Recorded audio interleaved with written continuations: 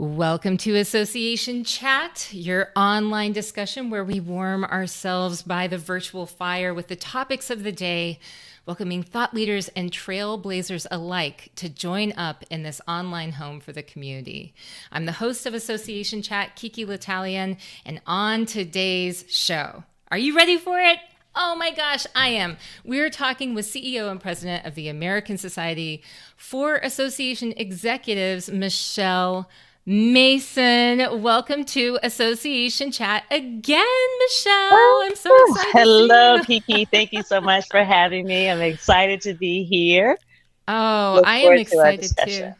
Yeah, I've been looking forward to this ever since we got it scheduled because I have to say, you have been definitely on everyone's radar for a long time in the Oh, association world, the association community. And when the news came out that you were going to be taking this position at ASAE, I think it was no surprise. Everyone was really excited about it. I was too. And so today I thought, I have so many questions, but I thought, I really want to just bring you on, ask you a few of these questions sure. as you kick everything off and get started, in this role, in this big position. So let's talk about it, okay? Yeah, let's do it. Let's do it. All right. So you've taken on this role as CEO and President of ASAE, the Association of Associations, and you have been this longtime leader in the association industry. You were the president and CEO of Association Forum for 7 years, and on and on and on. You have this extensive past in the industry. So you know the challenges, you know how weird associations can be, and you know about this position. So were there any moments where you said, maybe I don't know if I should do this or not? Like, were there any moments of hesitation before you said yes?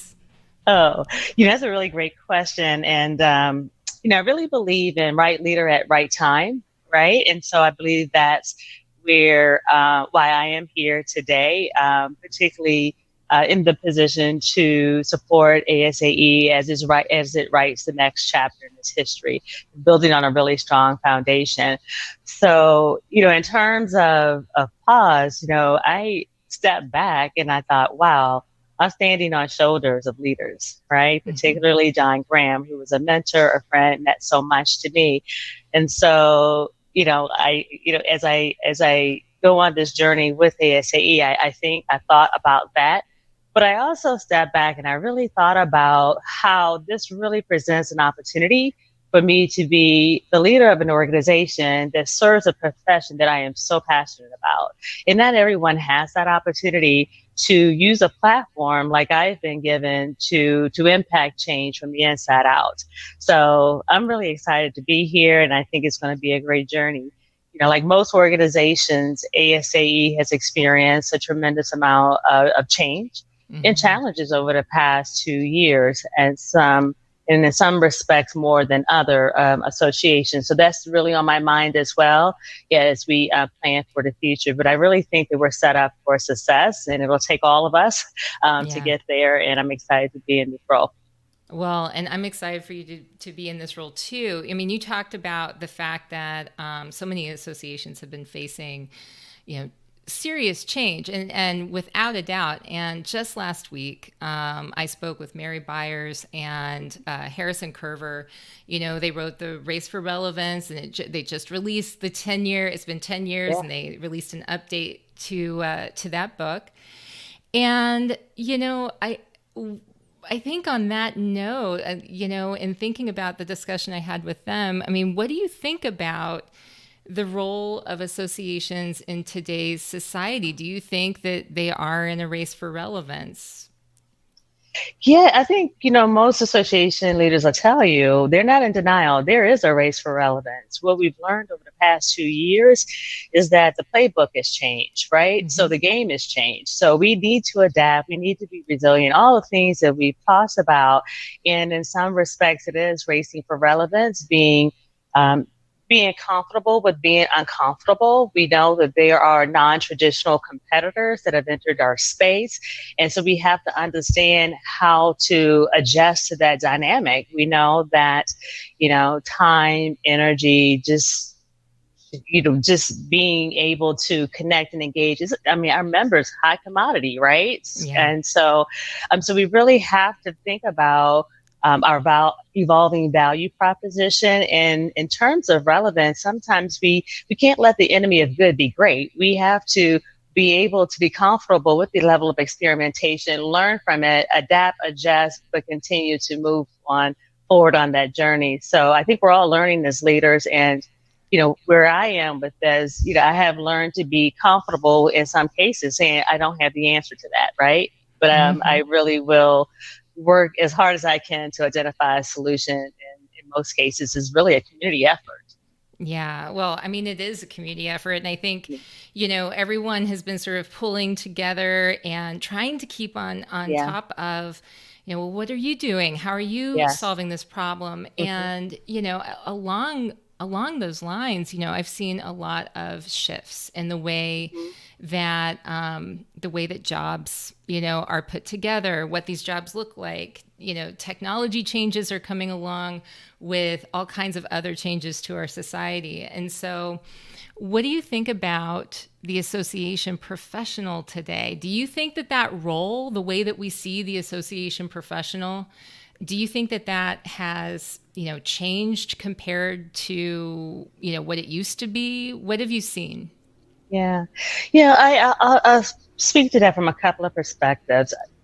As professionals, we always should evolve, right? Mm-hmm. We always should be seeking to become a better version of ourselves, right? And so, if anything, if we've not evolved and changed based on what we've just experienced, then I think we should pause, right?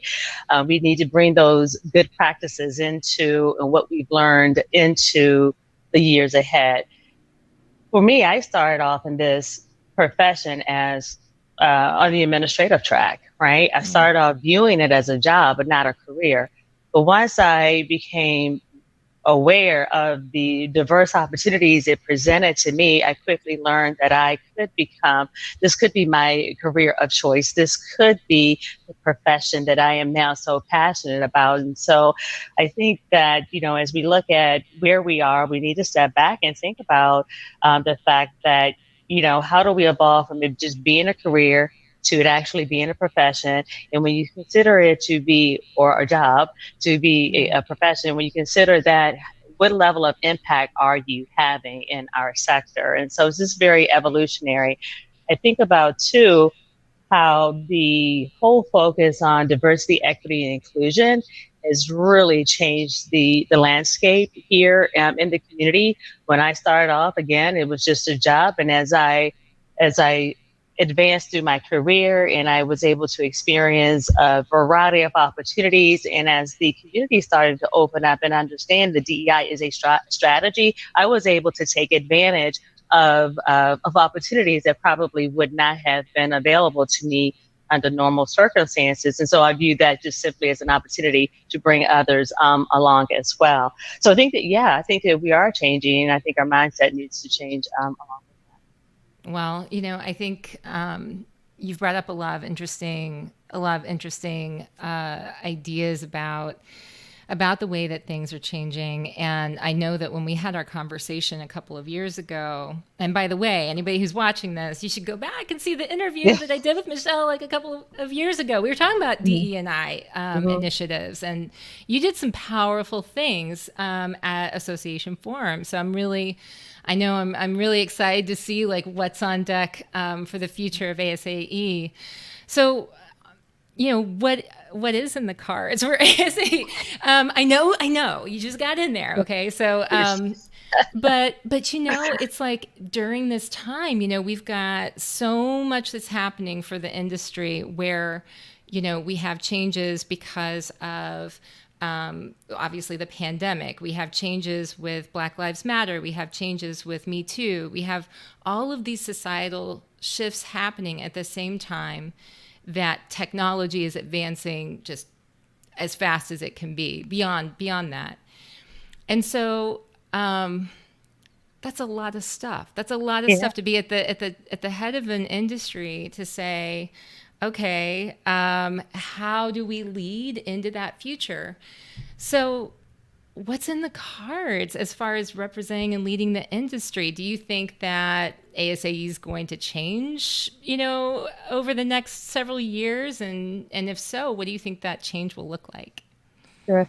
Well, there's a big question, I know, I particularly know, on day I 21, right? know. But what I TikTok, will yeah. share with you is that there's a lot of good work that's been done, right? And so I am very fortunate to step into a situation where we have a strategic plan after several years of not having one. And that was, really was developed through the engagement of members. So we have a business framework. I'm really fortunate to step into an organization where we have a strong leadership team, right? Mm-hmm. And so that's very important, and an engaged membership, very supportive membership. And starting this role, as we discussed earlier, there's a lot of support out there for the future success of ASAE, and we need to leverage that. And we do that through leveraging the voices and the contributions of our members to be part of the process. And so one of my favorite quotes would be, the change you wish to see in the world. Absolutely. We will be that change. So we're going to do it with our members. We're going to do it listening to our members. So for example, as I shared with you, I was, I'm on this listening tour, right? And Mm-hmm. I believe that feedback is a gift. In order for us to have sustainable change, we need to listen to our members. We need to listen to the voice of the customers, and again, invite them into that process. So what's on deck for us is we're going to, over the next several years, we're going to execute our strategic plan. We're going to continue to invite our members' voices into that process, and we will work on a model where we're agile enough to make the changes based on what we hear and based on what we learn. And so we want to be comfortable in sharing that with our members. Will we be successful at all? In many cases, I'm prayerful that we will, but there are times where we probably will not be. That's just simply a fact. But we want our members to learn from that as well. So, yeah, there's a lot of shifts. There's a lot of societal shifts. We're not going to shy away from having the tough conversations. However, and again, bring our members into that process because they're learning and growing as well. And we certainly want to be a model for them.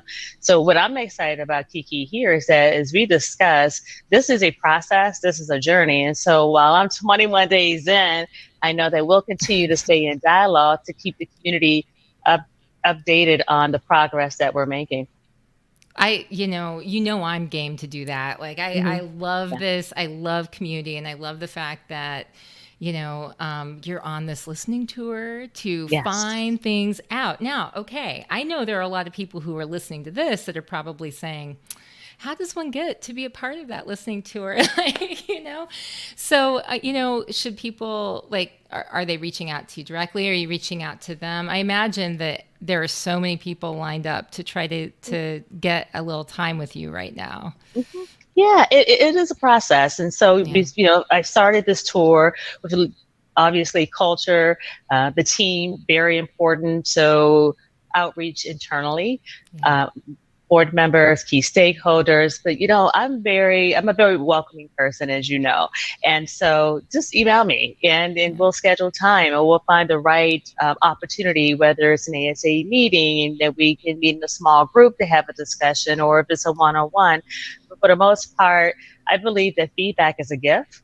I am learning a lot, and I'm really excited in a few months to share with you what I've learned and how we as an organization will evolve based on what, again, our members are telling us. So you can reach out direct. You can reach out to any team member here. We're definitely here to serve as an organization. I love it. So there's been a lot of discussion that's been going on since ASAE annual, and it was about the education. It was there have been a couple of big conferences that ASAE was known for that it was time to sort of move on, and that was announced at ASAE annual. No more great ideas, no more. I mean, we're going to have great ideas, but not the conference. Great ideas. Hey, we want to take No more great ideas, and no more XDP. And one of the things that was a focus was that there was going to be this this focus on some new initiatives.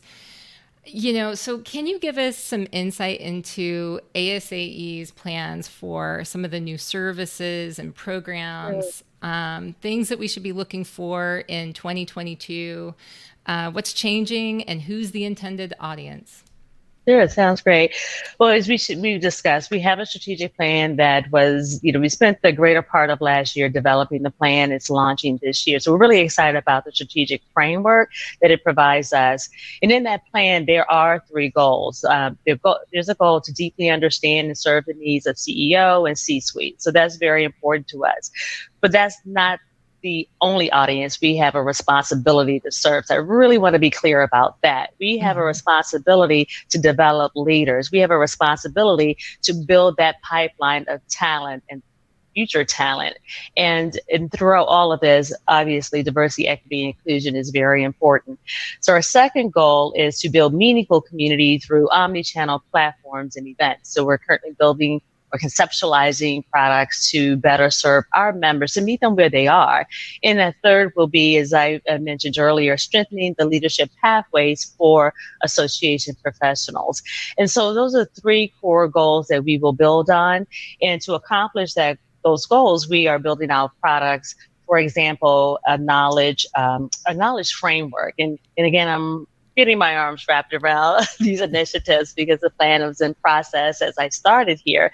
And a knowledge framework is that we have a responsibility to be the stewards of the competencies for associations, right? Mm-hmm. We know, as we talked last year, game changer for many of us. And we know the competencies are evolving and changing. And we want our knowledge framework and the competencies to evolve as well. And there be business alignment with our CAE program, business alignment with our content strategy, and also our major constituency groups. So that's something that you'll see moving forward in the future. That knowledge framework will be relevant to CEOs. It'll be relevant to aspiring leaders, aspiring CEOs. I'm excited that we will, you'll hear in months to come, we will convene focus groups, design labs to kind of kick the tires on that, right? Or is this the right framework? If not, then what is? Again, getting voice of the member, getting multiple or diverse voices on some of the products that we're delivering is very important to us. There's another initiative that we will launch in the next several months, if not weeks. Might be pretty aggressive on that. And what we learned is last year, many of our members started to create their own peer network, their peer communities. And we know that's very important. So we would like to leverage that model internally for knowledge sharing, to create community, to build networks, particularly in the virtual environment. But most importantly, to just really have some uncomfortable, confidential conversations. And so that it'll be very important for us to build out these communities as we proceed throughout the implementation of our strategic plan. So those are just a couple of things that we're working on, but there's a lot in the works. I'll close with this, Kiki, and that is, I am really committed to communicating regularly with members. You'll start to see more communications direct from me, and I will share the progress that we're making, and I will seek feedback throughout that process. So there's more to come. Again, 21 days. 21 days, 21 days. I know. I know. I feel like, I mean, as soon as people were already chomping at the bit to ask you questions before September 1st. So 21 days, you're here, you're doing a fabulous job. I'm getting excited hearing about the future. And I can tell you that from some of the comments that are coming in, other people are excited hearing about you talk about the future too. Rachel right here, she's saying, so exciting. Yes. and so she's definitely not alone. That's kind of, I've seen that as the theme coming in as we've been talking. There's been some discussion, and I know it's hard to imagine right now while we're in the thick of dealing with things like the Delta surge, but there's been some discussion about the post-pandemic world, and what will, that look like for associations when we're trying to plan for a future we're hoping for a post-pandemic world, right? Mm-hmm. And so, what do you think is the biggest vulnerability or exposure for associations in a post-pandemic world? Yeah, it's a big question. Yeah. When I think about the post-pandemic world, what I really think about is how do we take the lessons learned from last year into this year, Yeah. right? Last year was tough for majority of us, but there's a Agreed. lot of good that came out of last year. A lot of innovation, right? We learned that we're very resilient as a community, as a sector. We learned that we can be agile, we can adjust, we can pivot. We You can said it. pivot, You said the right? word. You said it. We can I feel pivot like, wait a and second. There we go. see, I had to. we can pivot. We took our organizations from these physical structures to virtual. Not just our organizations, but our meetings. We were playing a game while we are rewriting the playbooks. I really want for us to learn from last year and take those effective practices into this year and years to come. And not to do that, I think would be a little challenging. So Yeah. yeah.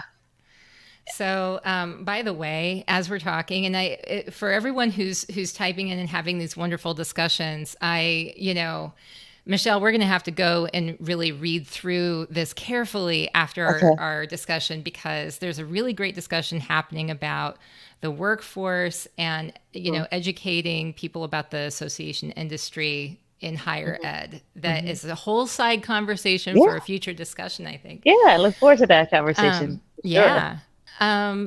But I do have a couple more questions for you Sure. before we wrap up the hour, and that is, or the 30 minutes.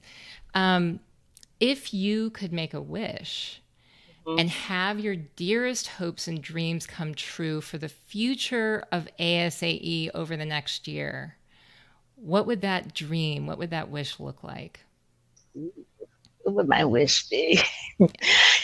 I was next year. That's a short time from now. If we think I know.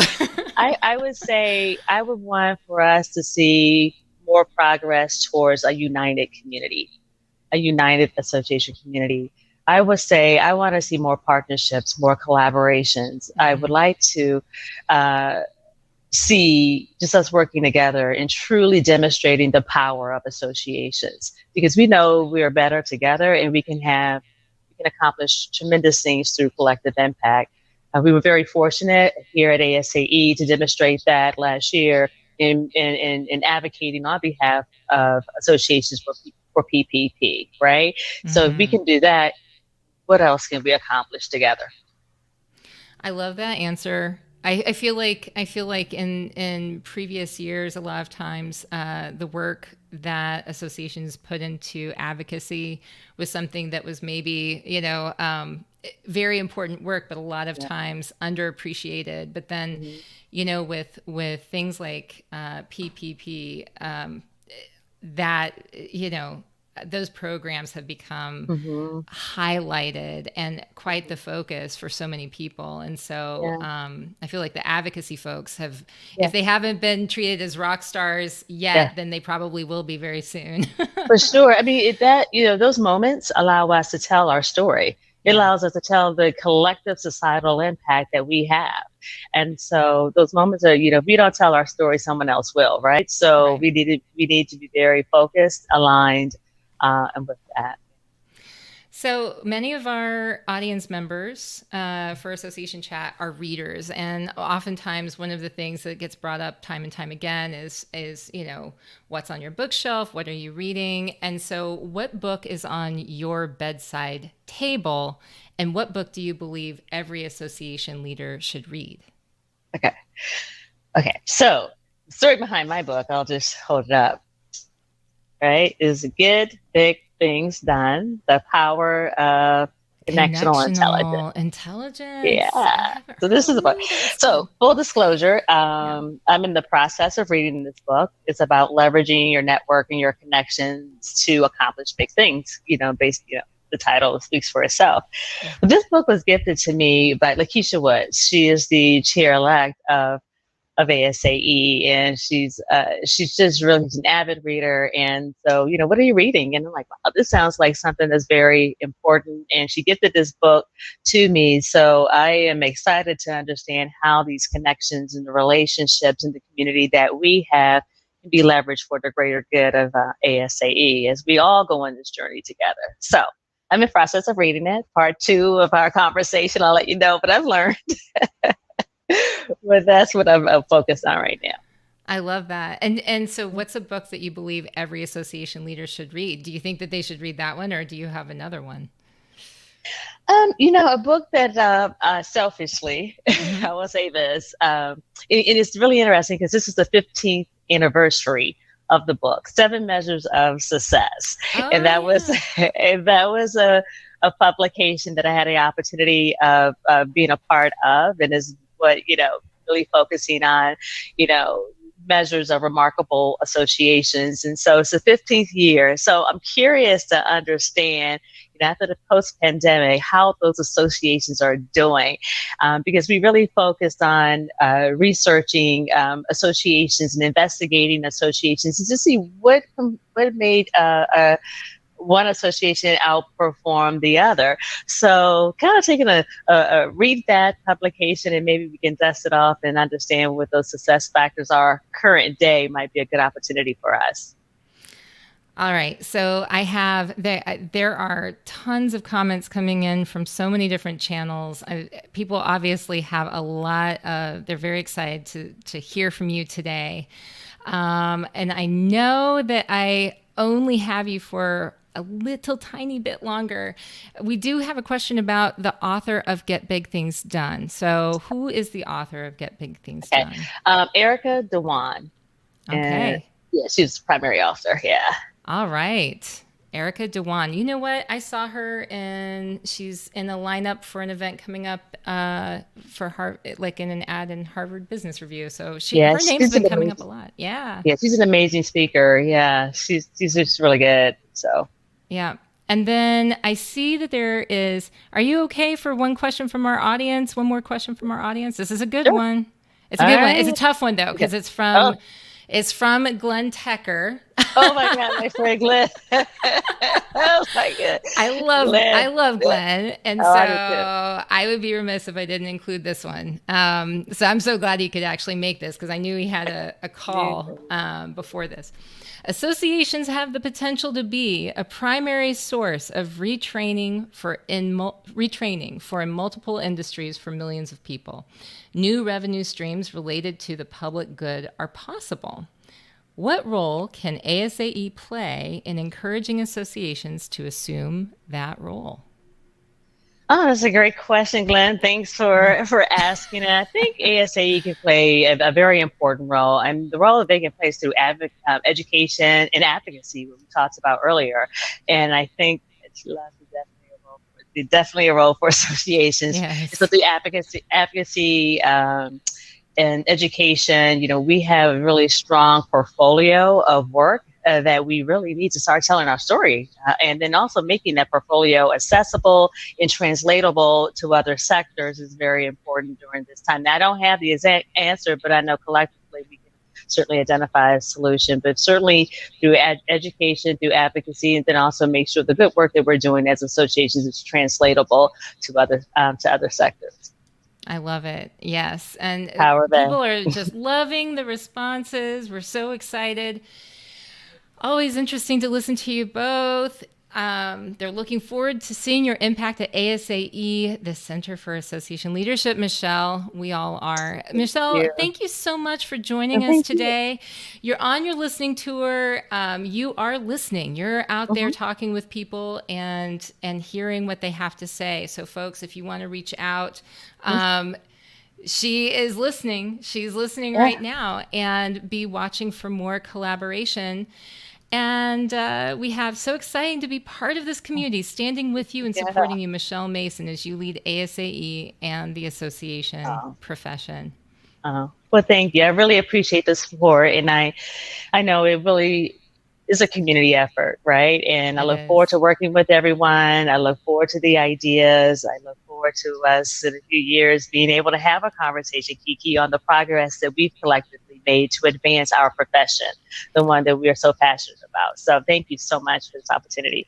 Oh, absolutely. And you know what? I have to say, thanks to all of you for watching because I'm telling you, Michelle is phenomenal. I can't wait to see her in action. Day 21. We're only on day 21, and she's got this whole listening tour taking place right now.